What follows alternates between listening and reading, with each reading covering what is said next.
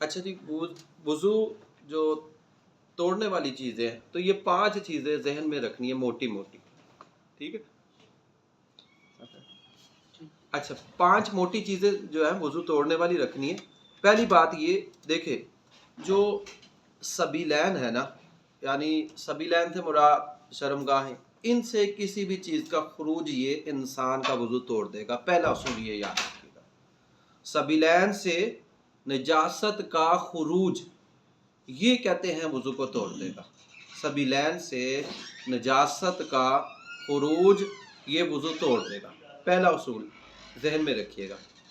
پہلے تو سبیلین سے کوئی بھی چیز نکلی، اب وہ معتاد طریقے سے نکلی یا غیر معتاد، یعنی عام طور پر دیکھیں سبیلین سے جو نکلتی ہے یہ پیشاب پخانہ نکلتا ہے، لیکن اگر اس کے علاوہ بھی کوئی چیز خارج ہو گئی، خون خارج ہو گیا، یا بعض اوقات ایسا ہوتا ہے، آپ لوگوں نے مشاہدہ کیا ہوگا، بعض بچے مٹی شٹی کھاتے ہیں تو وہ کیڑے شیڑے بھی نکل آتے ہیں، یا پھر اور بھی کوئی چیز نکل آئی، ایسی صورت میں سبیلین سے نجاست کا خروج یہ وضو کو توڑ دے گا۔ پہلی چیز یہ ذہن میں رکھیے۔ دوسری ہے منہ بھر کے، ویسے تو بہت ساری چیزیں ہیں لیکن ان سب کا اگر خلاصہ کیا جائے تو یہ 5 چیزیں نکلیں۔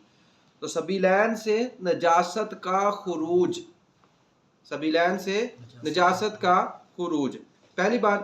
دوسری بات کہ جو قے ہوگی الٹی، یہ منہ بھر قے یہ وضو کو توڑ دے گی، منہ بھر قے وضو کو توڑ دے گی۔ منہ بھر قے کی تعریف کیا ہے کہ اتنی پریشر سے ہے جس کو روکنا ممکن نہیں، تو یہ ایک منہ بھر قے ہوتی ہے۔ منہ بھر قے یہ جو ہے اس کو وضو کو توڑ دے گی۔ اچھا اسی طرح جو تیسری چیز ہے حیض، چوتھی چیز ہے نفاس، ٹھیک ہے؟ حیض جو ہے جو عام ماہواری عورت کو آتی ہے اس کو حیض کہتے ہیں، اور جو بچے کی ولادت کے بعد خون آتا ہے اس کو نفاس کہتے ہیں۔ اسی طرح جو ہے جو نیند جو ہے، نیند یہ بھی وضو کو توڑ دے گی۔ نیند سے مراد کیا ہے؟ دیکھیں نیند سے مراد ایسی غفلت ہے جس کے اندر اعضاء بالکل ڈھیلے ہو جائے۔ اگر جیسے یہ حالت ہے، یا آپ لوگ جس حالت میں بیٹھے ہیں اس حالت میں آپ سہارا لیے ہوئے نہیں ہیں، اسی طرح جو ہے بیٹھے ہوئے ہیں، تو ایسی صورت میں اگر سو بھی گئے نا تو پھر اس صورت میں وضو نہیں ٹوٹے گا۔ بعض لوگ ایسا دیکھیں، بعض اوقات ایسا ہوتا ہے مسجد کے اندر دوران خطبہ کہ امام کی تقریر کے دوران نیند آ رہی ہے، اگر آپ ٹیک لگا کے نہیں سو رہے، آپ اسی طرح کہ جس کے اندر اصل میں اس کا اصول یہ کہ جو سرین ہے، جو مقد ہے، یہ اگر جمے ہوئے ہیں تو پھر انسان کا وضو نہیں ٹوٹتا۔ لیکن اگر فرض کر لے چت لیٹ گیا، پت لیٹ گیا، یا کسی بھی ایسے طریقے سے لیٹ گیا، ٹیک لگا کر سو گیا، ایسی صورت میں وضو ٹوٹ جائے گا۔ تو یہ ذرا چیزیں ذہن میں رکھنی۔ اس کے علاوہ دیکھیں جو غیر سبیلین ہے، یا جیسے یہ دیکھیں ہاتھ سے جب کوئی نجاست نکلے گی، مثلا خون نکلے گی، قے نکلے گی، تو پھر اس کے اندر بہنا شرط ہے۔ اس کے اندر کیا ہے؟ اب فرض کر لے جیسے ہاتھ پہ ایک سوئی لگ گئی، سوئی لگنے کی وجہ سے صرف خون ہلکا سا ظاہر ہوا ہے، خون ہلکا سا ظاہر ہوا تو آپ کا وضو نہیں ٹوٹے گا۔ لیکن اگر وہی خون بہنے کی کٹ اس طرح لگ گیا کہ خون بہنے کی برابر ہو گیا، اپنی جگہ چھوڑ دے، اپنی جگہ چھوڑ دے، یہ کہتے ہیں بہنے کی تعریف ہی۔ اگر خون اپنی جگہ چھوڑ دے آپ کا وضو ٹوٹ جائے گا۔ پیپ کا چھالا پھوڑ دیا، وہ خون بہہ کے اپنی جگہ سے، وضو ٹوٹ جائے گا۔ اچھا بعض اوقات جب کلی کرتے ہیں تو خون آ جاتا ہے، اس کا اصول یاد رکھیں، اگر تھوک زیادہ تھی، تھوک یعنی سفیدی زیادہ تھی، ہلکی سی سرخی تھی، آپ کا وضو نہیں ٹوٹے گا۔ لیکن جو بعض اوقات دانتوں کے اندر بیماری پیدا ہو جاتی ہے، کہتے ہیں کیلشیم کی کمی ہوتی ہے، خون زیادہ آ جاتا ہے، اب خون کی سیاہی زیادہ ہے تو آپ کا وضو ٹوٹ جائے گا۔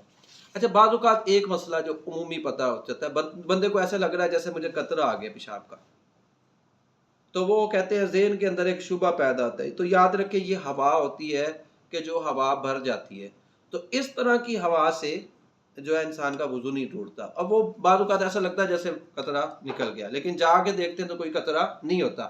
یہ اصل میں فقہاء نے لکھا ہے کہ یہ ہوتی ہے ہوا، تو جو صرف مرد کے اگلے مقام سے جو ہوا جو ہوتی ہے وہ جو ہوتی ہے اس سے وضو نہیں ٹوٹتا۔ اس کے علاوہ سبیلین سے جو بھی چیز نکلے گی یہ آپ کا وضو توڑ دے گی۔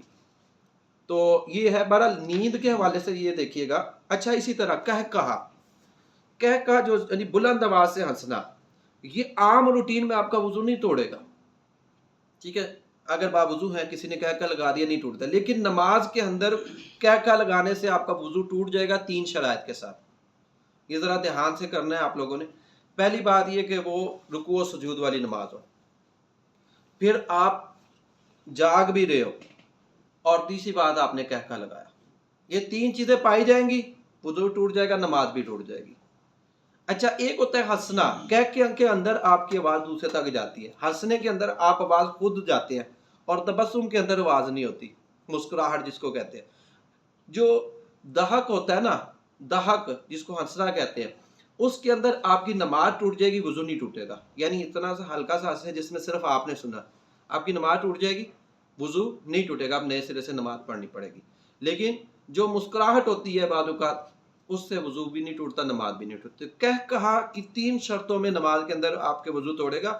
آپ کو جو ہے نماز کا پتہ ہو کہ رکوع سجود والی نماز ہے، آپ جاگ بھی رہے ہو، اور تیسری بات یہ کہ وہ کہہ لگایا تو اب آپ کا وضو اور نماز بھی ٹوٹ جائے گی. اور اس صورت میں جو ہوگا کہتے ہیں وضو اور نماز دوبارہ.